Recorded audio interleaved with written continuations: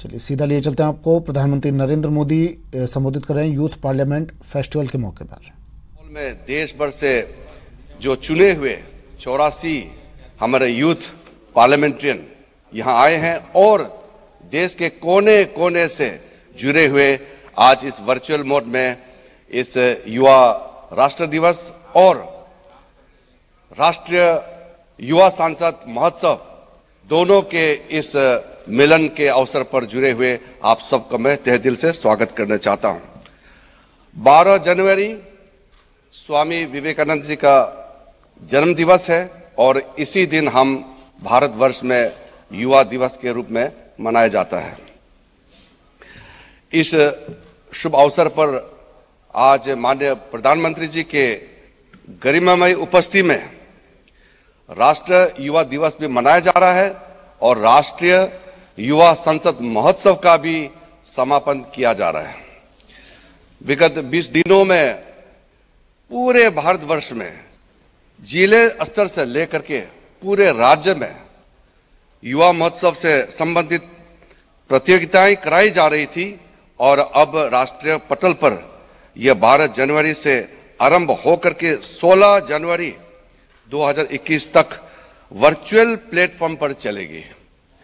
इस महोत्सव का एक मुख्य अंग राष्ट्रीय युवा संसद महोत्सव है, जिसके 84 युवा विजेता आज संसद भवन में मौजूद है इस सेंट्रल हॉल में।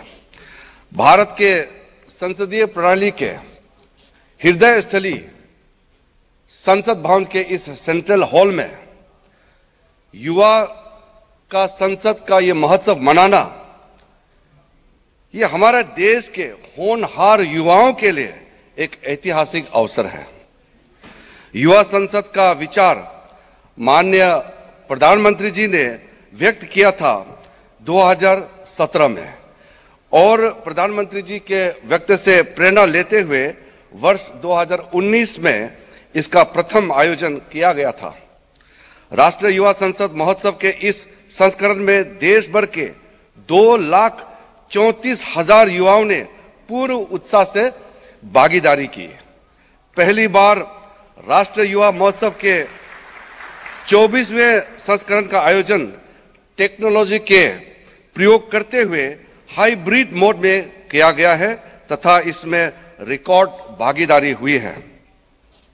मुझे ये बताते हुए हार्दिक प्रसन्नता है कि इस महोत्सव में ऑनलाइन ऑफलाइन दोनों मिलाकर के 7 लाख युवाओं ने 24 विभिन्न प्रतियोगिताओं में भाग लिया।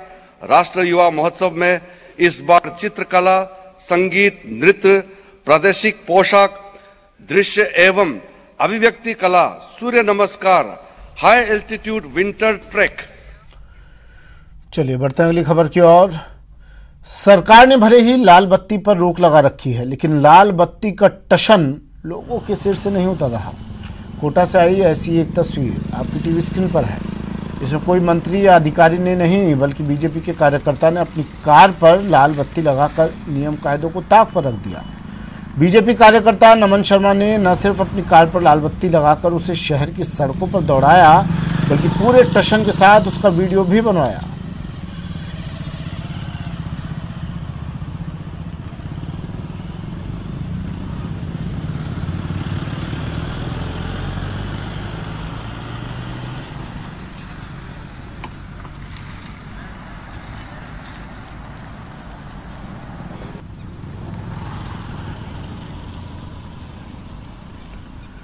शाकिर मेरे से हो गया हमारे साथ फोन लाइन पर जुड़ गए हैं।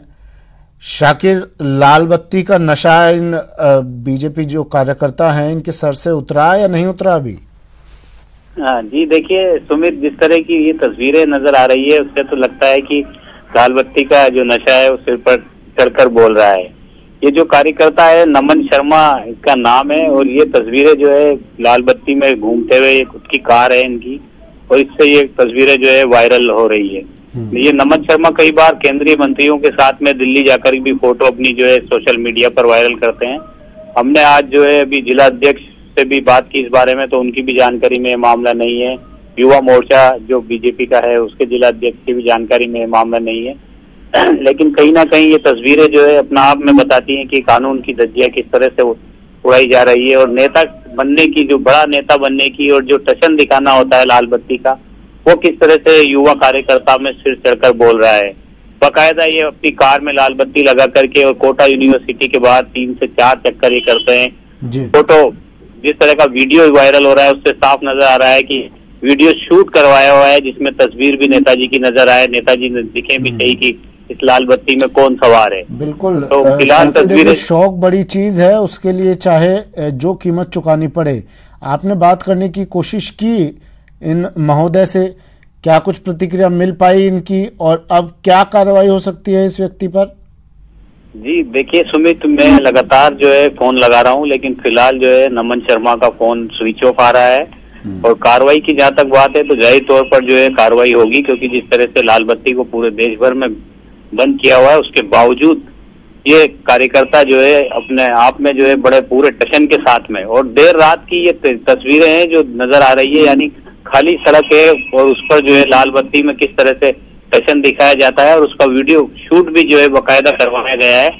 तो कार्रवाई भी होगी, लेकिन फिलहाल जो बीजेपी के जो नेता हैं वो भी हैरान हैं इन तस्वीरों को देख करके। वो भी कह रहे हैं कि ये ऐसे कैसे कर लिया इस कार्यकर्ता ने। तो अब देखना होगा बीजेपी क्या एक्शन लेती है, और पुलिस को तो एक्शन लेना ही है, क्योंकि जिस तरह से कानून की धज्जियां उड़ाई गई है उस पर पुलिस क्या कार्रवाई करती है ये भी देखने वाली बात है। चलिए, शुक्रिया शाकिर तमाम जानकारी के लिए। ये एक्सक्लूसिव तस्वीरें टीवी स्क्रीन पर। पार्टी अब क्या कदम उठाती है इस व्यक्ति के खिलाफ, देखना होगा।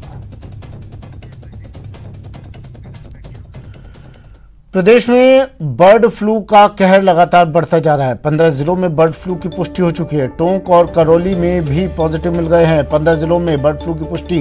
57 सैंपल अब तक पॉजिटिव आ चुके हैं। कल 371 पक्षी मृत मिले थे। 262 कौए, 34 कबूतर, 190 मोर अब तक मृत मिल चुके हैं। 56 अन्य पक्षी भी मृत मिल चुके हैं। अब तक 3321 पक्षियों की मौत हो चुकी है।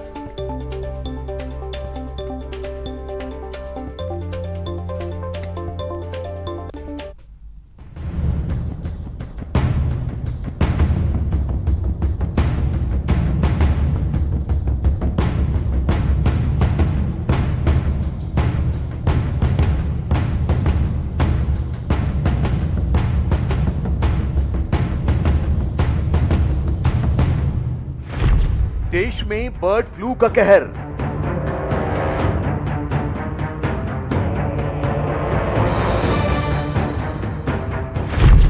कई राज्यों में मचा हाहाकार।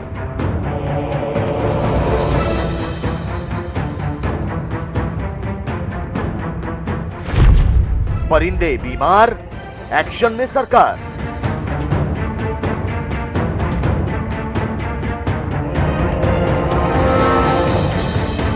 बर्ड फ्लू की दहशत ने देश के कई राज्यों को हिलाकर रख दिया है। एक के बाद एक तमाम राज्यों में परिंदों की मौत के बाद अब उनमें बर्ड फ्लू के सबूत भी पुख्ता हो रहे हैं। कोरोना काल की इस बेहद मुश्किल घड़ी के बीच महज चंद दिनों के भीतर बर्ड फ्लू ने देश में कैसे पांव पसारे हैं, इसका अंदाजा देश के नक्शे को देखकर लगाया जा सकता है। केरल, राजस्थान, मध्य प्रदेश, गुजरात, महाराष्ट्र, हिमाचल प्रदेश, उत्तराखंड, उत्तर प्रदेश, हरियाणा और अब दिल्ली में बर्ड फ्लू अपनी दस्तक दे चुका है। परिंदों की मौत की सबसे पहली खबर 25 दिसंबर को राजस्थान के झालावाड़ जिले से आई थी, लेकिन धीरे धीरे बर्ड फ्लू ने राजस्थान के 11 जिलों को अपने शिकंजे में ले लिया है। सवाई माधोपुर, पाली, दौसा और जैसलमेर जैसे जिले भी बर्ड फ्लू की चपेट में आ गए हैं। सवाई माधोपुर जिले में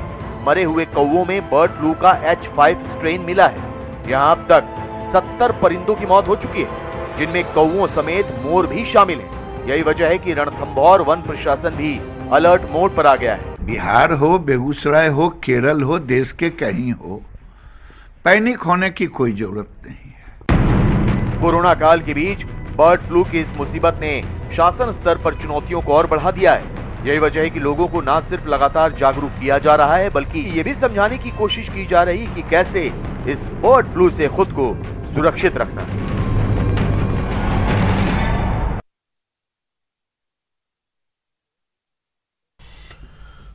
अलवर के बहरोड से बड़ी खबर। बहरोड में बर्ड फ्लू का खतरा, तालाब में 31 कौए मृत मिले हैं। सूचना पर टीम मौके पर पहुंच चुकी है। 5 कौओं का सैंपल लिया गया है। बड़ी खबर अलवर से, बहरोड में बर्ड फ्लू का खतरा, तालाब में मृत मिले 31 कौवे।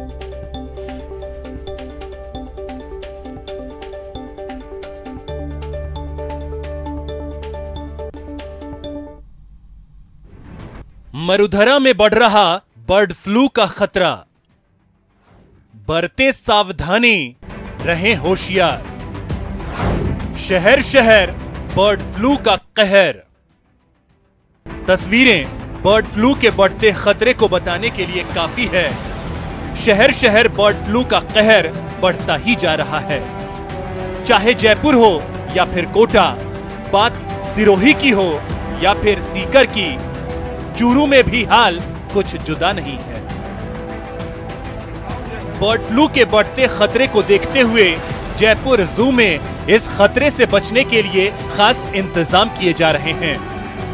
जू कैंपस में करीब 1 सप्ताह से रसायनों का छिड़काव कर पक्षियों को संक्रमण से बचाने के प्रयास किए जा रहे हैं। साथ ही साथ विजिटर्स की भी पक्षियों से एक निश्चित दूरी रखी जा रही है। देश प्रदेश में बर्ड फ्लू का खतरा गहराया हुआ है और चिड़ियाघर में भी खास सतर्कता जो है इसे लेकर बरती जा रही है। आप देख सकते हैं कि यहाँ पर चिड़ियाघर में छिड़काव जो है वो रसायनों का किया जा रहा है ताकि बर्ड फ्लू का संक्रमण यहाँ तक नहीं फैले। सोडियम हाइपोक्लोराइड का जो है वो छिड़काव किया जा रहा है। इसके साथ ही दूसरे जो केमिकल्स हैं, कोर्सलिन जो है उसका छिड़काव यहाँ पर किया जा रहा है ताकि पक्षियों को जो है बर्ड फ्लू से बचाया जा सके। खतरा जो है वो लगातार चूंकि बढ़ता जा रहा है। अब तक प्रदेश में तकरीबन 3000 पक्षी जो है वो मृत मिल चुके हैं और लगातार जो है वो सैंपल्स पॉजिटिव मिल रहे हैं। किस तरह की सतर्कता यहाँ पर बरती जा रही है, हमारे साथ में डॉक्टर अशोक तंवर जी हैं, उनसे हम बात करते हैं। सर, किस तरीके से जतन किए जा रहे हैं पक्षियों को बचाने के चिड़ियाघर में? देखिए, चिड़ियाघर के अंदर भी स्पेशल हाइजीन का इस्तेमाल किया जा रहा है और हाइजीन हम अच्छे से कर रहे हैं। सैनिटाइजेशन बार बार हो रहा है। रोड के ऊपर 2% हाइपोक्लोराइड का छिड़काव किया जा रहा है जो कि वायरल के अगेंस्ट में अच्छा काम करता है। कोरोना में भी उसने अच्छा काम किया था। और अंदर केजेस के अंदर हम कोर्सलिन जो एंटीवायरल जो स्प्रे है उसका इस्तेमाल कर रहे हैं। कोटा में भी लगातार बर्ड फ्लू के मामले सामने आ रहे हैं। हर रोज कौवे सहित दूसरे देसी पक्षियों के मृत मिलने का सिलसिला जारी है। तो वहीं अब बर्ड फ्लू को लेकर गठित की गई विशेषज्ञों की टीम कोटा शहर और आसपास के इलाकों के जलाशयों में पहुंचकर निरीक्षण कर रही है। बर्ड फ्लू का खतरा पूरी तरह से हाड़ौती में भी मंडरा रहा है और यूं कहें कि हाड़ौती में भी बर्ड फ्लू की पुष्टि होने के बाद से लगातार जो टीमें हैं वो जलाशयों का दौरा कर रही है। कोटा में इस तरह के आसपास के जो इलाके हैं, वहाँ के जो वेटलैंड्स हैं, वहाँ पर विशेषज्ञों की टीमें पहुँच रही हैं। राहत की बात यह है कि विदेशी पक्षियों का जो डेरा वेटलैंड्स पर है उनमें अभी तक बर्ड फ्लू की पुष्टि नहीं हुई है। सिरोही का हाल भी कुछ जुदा नहीं है। सिरोही में भी बर्ड फ्लू ने दस्तक दे दी है। जिले में कोयल और बुलबुल मृत मिले थे जिनके सैंपल जांच के लिए भोपाल भेजे गए। जांच में दोनों पक्षियों में बर्ड फ्लू पॉजिटिव पाया गया है, जिसके बाद पशुपालन विभाग सतर्क हो गया है। हमने सारी तैयारियां कर ली है, कंट्रोल रूम स्थापित कर दिया है, सारे मीडिया को हमने बता दिया है और सभी नोडल संस्थाओं को RRT टीमें गठित कर दी गई है और हमारी कार्रवाई चालू है। जब से सैंपलिंग करवाई जा रही है, बर्ड्स की पूरी वाच की जा रही है और हमारी तरफ से कोई समस्या नहीं है। सीकर में भी रिंगस कस्बे में मृत पक्षियों के मिलने से सनसनी फैल गई है। बर्ड फ्लू की संभावनाओं को देखते हुए मृत पक्षियों के मिलने की सूचना लोगों ने प्रशासन को भी दी है। जानकारी के मुताबिक रिंगस कस्बे में स्थित मस्तानिया कब्रिस्तान में आधा दर्जन के करीब पक्षी मृत मिले हैं। इन पक्षियों में कौवा और कबूतर शामिल हैं। बर्ड फ्लू को लेकर चूरू जिले का पशुपालन विभाग अलर्ट मोड पर है। जिले के ताल छापर अभ्यारण्य में लाखों प्रवासी पक्षियों की उपस्थिति को देखते हुए प्रयोगशाला टीम ने वाटर पॉइंट पर PPE किट पहनकर पक्षियों के सैंपल लिए, जिसे फिलहाल इतना ही, दीजिए इजाजत, नमस्कार।